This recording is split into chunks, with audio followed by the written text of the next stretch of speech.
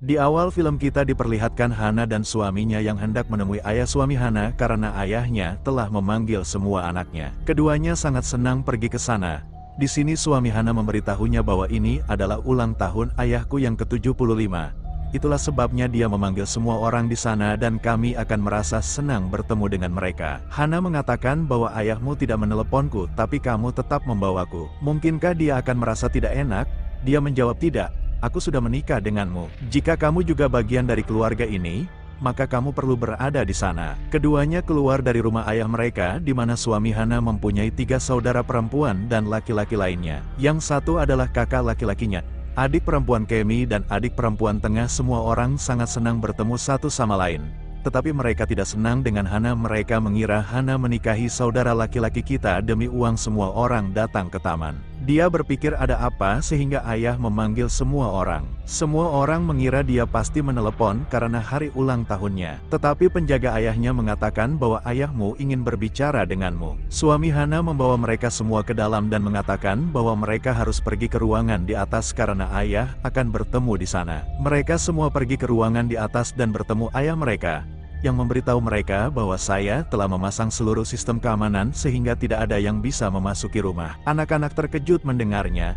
Mereka bertanya mengapa demikian. Ayahnya mengatakan bahwa seseorang akan datang malam ini yang akan membunuhku dan mereka berlima harus melindungiku sehingga mereka tidak dapat membunuhku. Mendengar ini, semua anak terkejut dan berpikir siapa yang akan datang. Ayah memberitahu mereka bahwa aku tidak memberitahumu tentang hal ini. Anak-anak mengatakan itu. Berhentilah bercanda dan katakan yang sebenarnya mengapa mereka mengatakan ini. Mereka bilang ini bukan lelucon, tapi Anda menanggapinya dengan sangat serius, karena jika saya mati malam ini maka masalah ini sudah diputuskan. Setelah kematianku, semua harta bendaku akan menjadi milik badan amal, bukan milik anak-anakku. Tetapi jika aku tetap hidup, aku akan membagikan hartaku kepada kalian semua. Kalian hanya perlu melakukan apa saja untuk menjagaku tetap aman malam ini. Mendengar ini, semua orang terkejut dan pikir mengapa dia mengatakan ini. Tapi kemudian dia memerintahkan pengawalnya agar kamu bisa pergi sekarang. Dan ketika penjaga itu pergi, dia mengunci semua jendela dan pintu sehingga tidak ada yang bisa masuk atau keluar. Dan mereka semua turun dan berbicara tentang apa yang terjadi pada ayah sehingga dia berbicara seperti ini. Jadi mereka semua berpikir mungkin ayah ingin melakukannya uji kami. Mereka tidak berpikir ada orang yang akan datang ke sini untuk membunuh mereka. Tapi pintu rumah sudah terkunci. Lalu Hana mengatakan kepada mereka bahwa mungkin ayah mengatakan yang sebenarnya. Jika ini masalahnya, maka mereka harus menyelamatkan hidup mereka. Semua mengabaikan ini dan pergi ke kamar mereka masing-masing. Kemi pergi ke kamar pertama di mana ada banyak botol alkohol. Dan ketika dia sedang minum alkohol, tiba-tiba ada suara yang datang dari ruangan itu, yang sangat membuatnya takut. Dan ketika dia pergi ke belakang suara itu, tidak ada seorang pun di sana. Lalu dia melihat bayangan seseorang yang mulai mengikutinya saat dia mencoba keluar dari ruangan itu.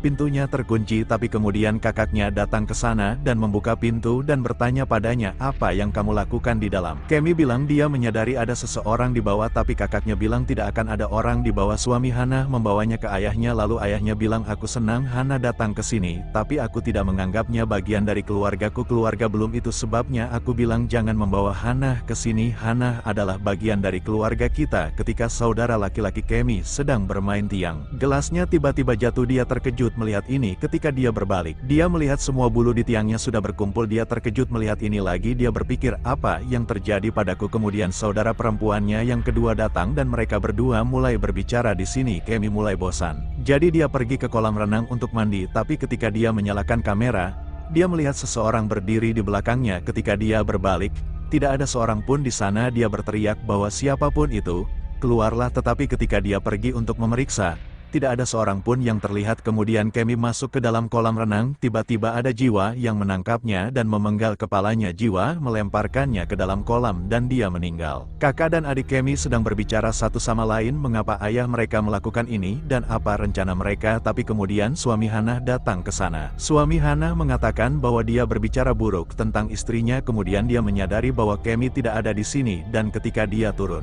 Dia menemukan mayat Kemi. Dia terkejut melihat ini, dan dia terus berpikir siapa yang akan melakukan ini. Kakak laki-laki Kemi mengatakan bahwa dia adalah saudara perempuan kita, jadi kita bisa.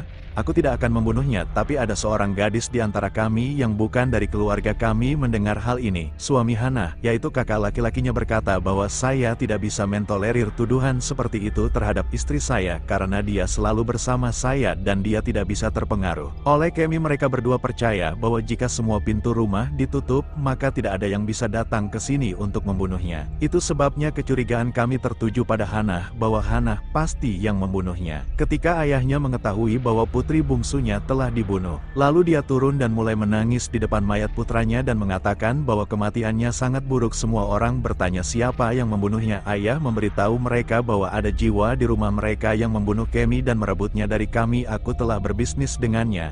Itulah sebabnya dia melakukan hal ini. Mendengar ini, dia terkejut dan berkata untuk menceritakan semuanya, tapi ayah tidak menceritakan semuanya padanya dan mengatakan bahwa putriku yang satu sudah meninggal. Tapi sekarang aku akan menganggap Hana sebagai ahli warisku, karena itu aku siap memberinya sebagian dari hartaku. Mendengar ini, saudara laki-laki dan perempuan Kemi sangat terkejut dan bertanya, bagaimana kamu bisa melakukan ini? Ayah berkata bahwa setelah kematian putriku, tidak ada yang akan mendapatkan harta itu sebabnya jika kamu ingin menjadi lebih kaya, maka aku harus membuatmu tetap hidup. Kakak laki-laki Kemi mengambil pistol dari kantor ayahnya demi keselamatannya dan mengatakan bahwa siapapun yang membunuh saudara perempuanku, aku tidak akan membiarkannya hidup-hidup. Kedua bersaudara itu kembali menuduh Hana. Mereka mengatakan bahwa dia membunuh Kemi, tetapi Hana mengatakan bahwa hubunganku dengan Kemi sangat baik, dan aku bahkan tidak berpikir untuk membunuhnya. Hana dan suaminya pergi ke tempat di mana mereka tidak dapat menemukan mayat Kemi. Melihat ini, dia terkejut dan berpikir bahwa di mana mayatnya menghilang. Mereka mengerti bahwa pasti ada seseorang di sini yang akan membunuh mereka. Itu sebabnya dia memutuskan bahwa kami berdua akan lari dari sini. Dia mencoba mendobrak pintu, tetapi tidak membantu. Lalu suaminya berkata kepada Hana agar kita bisa turun, lalu dia mulai turun agar dia bisa keluar dari sana. Kakak Kemi melihat lukisannya yang sedang menatapnya, dan melihat ini,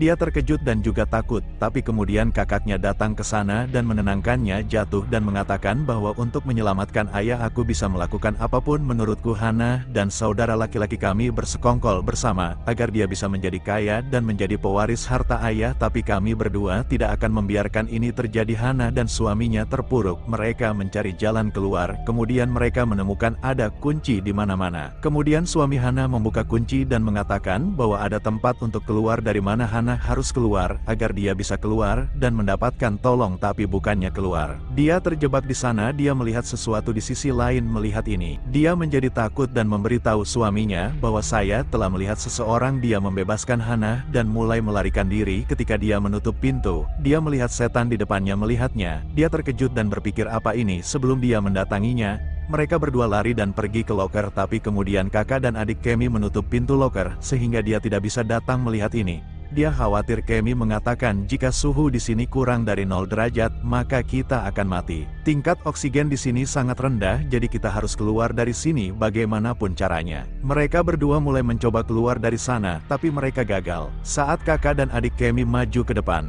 mereka mendengar suara seseorang. Ketika saudara perempuan Kemi maju ke depan, kemudian suatu kekuatan mulai menerbangkannya ke udara, dan begitu dia melihatnya, kekuatan itu membawanya ke kamarnya. Kemudian ketika dia sadar, dia menemukan dirinya di dalam kamar dan terkejut. Dia juga melihat jejak kaki setan. Lalu dia melihat lukisan Kemi yang berdarah. Tiba-tiba Kemi keluar dari lukisan. Melihat dia sangat ketakutan dan Kemi muntah. Kemudian saudara laki-laki Kemi datang ke sana dan menodongkan pistol padanya dan mengatakan bahwa dia harus menjauh dariku saudari, kalau tidak, aku akan menembakmu. Tapi dia tidak berhenti dan menembaknya, dan ketika Kemi menghilang dari sana, dia melihat bahwa secara tidak sengaja dia telah menembak saudara perempuannya yang lain dan dia sudah mati. Itu berarti dia membunuh adiknya secara tidak sengaja. Mengetahui hal ini, dia sangat sedih dan mulai banyak menangis. Tapi dia mengerti bahwa ini bukan perbuatan Hana. Faktanya, ada iblis di sini yang melakukan semua ini. Tingkat oksigen mulai menurun karena yang mana mereka berdua akan mati. Kemudian saudaranya datang dan membuka pintu dan membawa mereka keluar.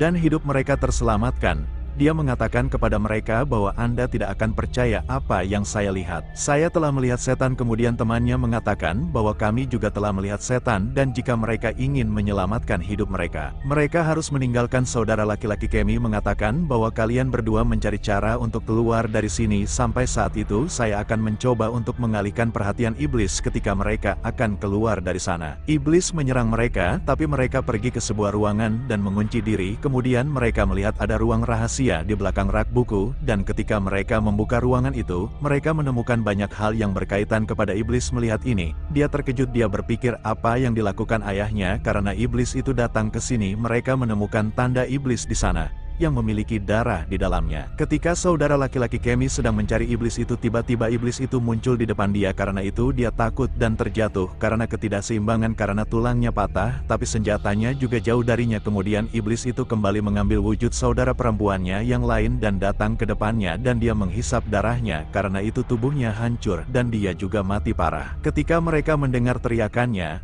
mereka sampai di sana dan melihat bahwa dia juga telah menghilang dari sana. Melihat ini, mereka mengerti bahwa itu berarti dia juga sudah mati. Kemudian mereka segera mulai mencari jalan untuk keluar dari sana. Lalu mereka pergi ke kamar ayah mereka. Mereka bertanya kepadanya apa yang dia lakukan. Karena itu semua saudara kandungnya meninggal. Dia memberitahu mereka bahwa ada setan di rumah ini yang telah membuat kesepakatan dengan saya. Untuk tujuan khusus itu aku akan mengorbankan semua anakku di depannya agar aku bisa menjadi abadi. Karena setelah menjadi abadi, aku bisa hidup lama. Aku tidak ingin mati sama sekali. Aku berumur 75 tahun dan aku tidak ingin mati. Dan untuk tetap hidup, aku telah mengorbankan seluruh garis keturunanku. Itu berarti dia menjual jiwa anak-anaknya kepada iblis. Itu sebabnya iblis itu membunuh semua anaknya satu persatu. Setelah mengatakan ini, dia mengambil pistol dan menembak suami putranya Hana, karena yang mana dia meninggal di sana. Melihat ini, Hana menjadi sangat ketakutan dan benar-benar hancur. Saat ayahnya pergi untuk membunuh Hana, dia memberitahunya bahwa jika kamu terlihat,